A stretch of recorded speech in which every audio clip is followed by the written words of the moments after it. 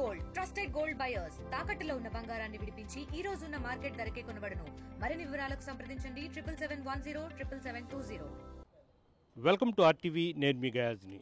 ఉమ్మడి నెల్లూరు జిల్లాలో గత వారం రోజుల నుంచి విస్తారంగా వర్షాలైతే కురుస్తున్నాయి. అయితే వెంకటగిరి, సూలూరుపేట, నాయుడుపేట, గూడూరు, అదేవిధంగా రాపూరు, ఉదయగిరి, కావలి ప్రాంతాల్లో భారీగా వర్షాలైతే కురుస్తున్నాయి. అయితే ఉమ్మడి నెల్లూరు జిల్లాలో సుమారు ఒక 200 చెరువులు మాత్రం ఇప్పటికే నిండిపోవడం జరిగింది. అయితే సోమశిల జలాశయంలో 78 టీఎంసీల కెపాసిటీ కలిగి ఉంటుంది. అయితే ఇప్పటికే 74 టీఎంసీల నీరు చేరడం జరిగింది, వరద నీరు చేరడం జరిగింది. 8-9 గేట్లు కూడా ఎత్తేయడం జరిగింది. కర్నూలు, కడప ప్రాంతాల్లో వర్షాలు కురుస్తుండడంతో పైతట్టు నుంచి వరద నీరు సోమశిల జలాశయానికి వచ్చి చేరుతుండడంతో 8-9 గేట్లు ఎత్తి కొంత నీటిని సముద్రంలోకి విడుదల చేయడం జరిగింది. ప్రధానంగా 72 టీఎంసీల నీటి నిల్వ ఉండగా ఎగువ ప్రాంతం నుంచి 17.260 క్యూసెక్ల నీరు జలాశయానికి చేరుకుంటుండగా 34.200 క్యూసెక్ల నీటిని దిగువకు విడుదల చేస్తున్నారు.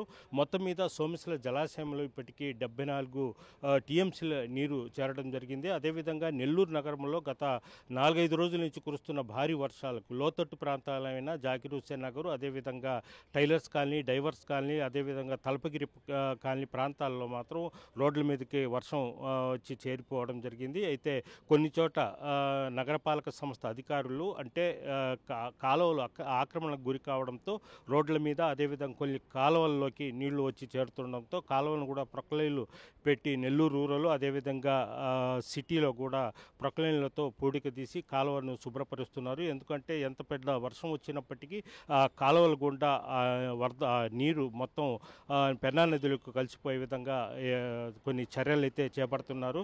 గత 2 రోజుల నుంచి నెల్లూరు నగరపాలక సంస్థ అధికారులు మొత్తము ఎక్కడ నీటిని నిలవకుండా కొద్ది జాగ్రత్తలు తీసుకుంటున్నారు. ఎక్కడైతే ఆక్రమణకు గురి అయిన కాలువలను కూడా వాళ్ళు మొత్తం పగలగొట్టేసి నీటిని సులువుగా, వర్షపు నీటిని సులువుగా పెన్నా నదిలోకి లేదా బయట ప్రాంతాలకు వెళ్లే విధంగా కూడా చేపడుతున్నారు. అదేవిధంగా తిరుపతి నుంచి ఇటు నెల్లూరు, కావలి వరకు మొత్తం అంటే రైల్వే ట్రాక్ల పక్కన కూడా కొన్ని కాలువలు ఉన్నాయి. ఆ కాలువల్లో కూడా ఆటంకాలు ఏం లేకుండా శుభ్రపరుస్తున్నారు. అంటే పైతట్టు నుంచి భారీ వర్షాలు కురిసినప్పటికీ రైల్వే ట్రాక్కి ఎలాంటి ఇబ్బంది కలగకుండా రైల్వే శాఖ అధికారులు కూడా తగు చర్యలు చేసుకుంటారు.